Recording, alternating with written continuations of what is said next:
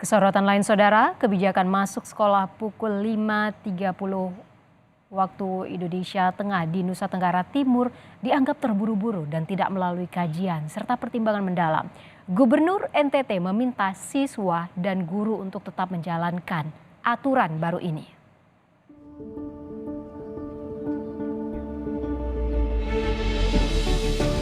Kunjungan Gubernur Nusa Tenggara Timur Victor Leskodat ke SMA Negeri 6 Kupang dengan mengikuti apel pagi ini sebagai bentuk respon pro dan kontra di masyarakat. Menurut Gubernur, kebijakan ini diterapkan untuk membangun mutu pendidikan di wilayah Nusa Tenggara Timur. Gubernur Victor bahkan menegaskan sekolah bukan tempat penitipan anak. Dengan masuk lebih pagi, ia meminta kepala sekolah dan guru tidak langsung masuk kelas, namun menggelar tarian bersama agar para siswa bisa rileks.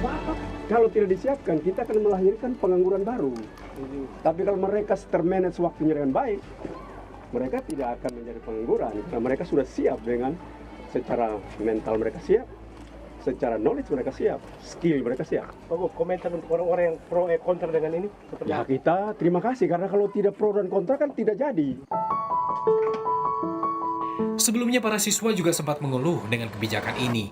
Selain tak adanya transportasi di pagi hari, mereka juga harus melewati jalan yang gelap. Alasan ini pun juga dikhawatirkan orang tua siswa.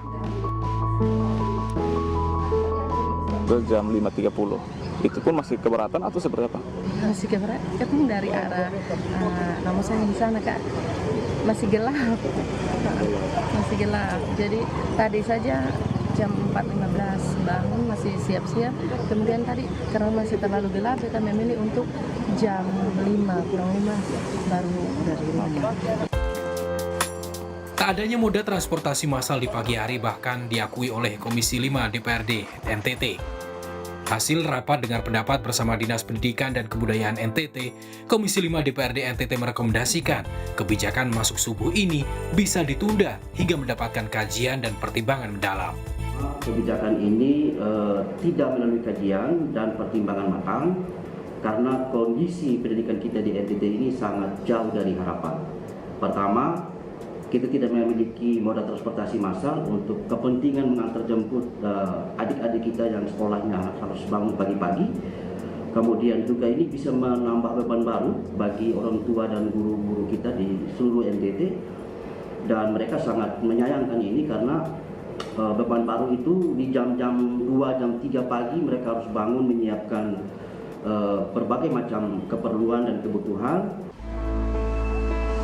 Meski mendapat penolakan hingga hari ini, kebijakan masuk pukul 5.30 WITA masih diterapkan.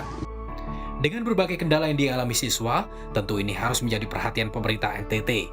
Fasilitas penunjang sekolah pun harus ditingkatkan untuk menjaga keamanan dan kualitas belajar mengajar para siswa. Tim Liputan Kompas TV.